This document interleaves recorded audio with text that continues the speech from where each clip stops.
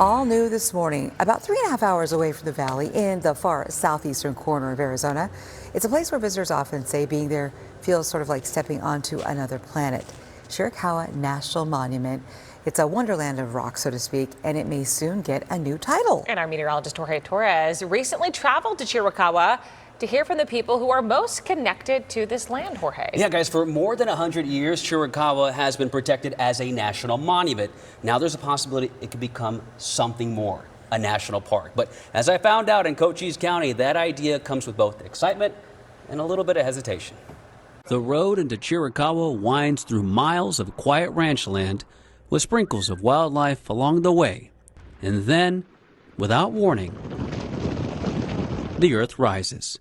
Stone columns stacked like pancakes, hoodoos balanced on inches of rock, a volcanic past carved by time.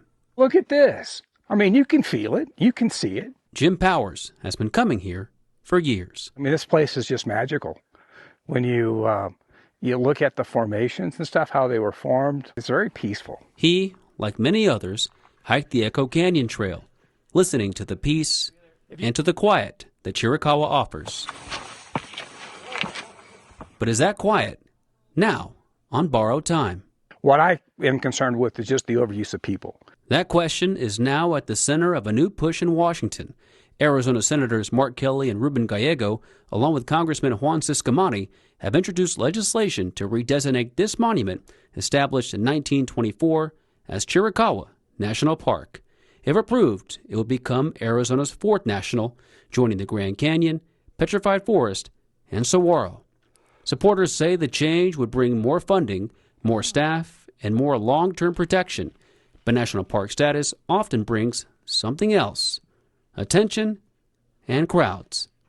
Greg and Linda Stong are visiting from Oklahoma. Because my biggest concern would be destroying some of the natural landscape just to accommodate campgrounds and stores and stuff like that. And I would not want to see that. They've hiked national parks across the country, but what makes Chiricahua different, they say, is what it doesn't have. Not crowded, beautiful hiking, and that's what we come here for. Aaron and Candace Alper, visiting from Miami, call it a hidden gem. It's very humbling to walk through here and see how small we really are and how amazing nature is and everything that wind and water have done over time. It's so beautiful. They hadn't even heard of Chiricahua until years after relatives moved to Arizona.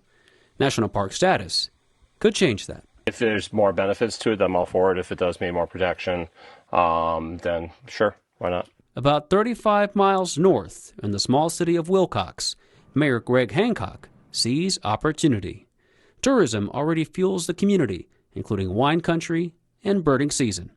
But the Chiricahuas are the crown jewel. It is a natural wonder. It'll give potential for more resources to help upkeep the trails and just more staffing there to help preserve this, because I want future generations to be able to experience this beauty and not be ruined. Hancock testified in Congress last year in support of the designation.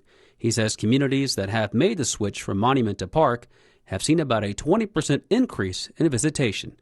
For Wilcox, that can mean dozens, if not hundreds more visitors a day. These people are going to come eat at our restaurants, stay at our hotels. It's a big deal for a small community like ours that depends on tourism.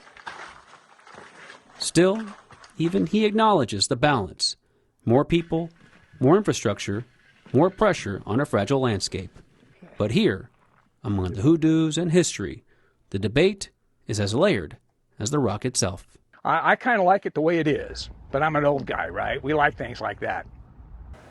So I did reach out to the National Park Service for comment, and they say they do not weigh on pending legislation. Now, the bill must pass both chambers in the House and the Senate before the president could sign it into law, a process that could take months or even years. But if approved, it could become Arizona's fourth and the nation's 64th national park. So I have to wait and see. This is so quiet. Yeah, it was just really calm. So you can see why some of the hikers are like, we like it the way it is, but Wilcox and other communities are like, Good for business. We want more people to see. Well, I think about Williams, right, with what it does for the Grand Canyon and getting all those folks there into that as well and creating that community. So it could be something similar Something for to them. Williams. I mean, they have the railway there, and then of course they have Americana Route 66. So Wilcox, we'll see. Where Southeastern Arizona could see that as well.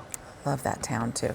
They grow the best tomatoes. That's all I'm saying there. Okay, you know what? You didn't go alone, right? You certainly didn't. Our Zach Perry joined him for Absolutely Arizona, and you can find more about this incredible place to visit on the ABC 15 streaming mobile app or at abc15.com.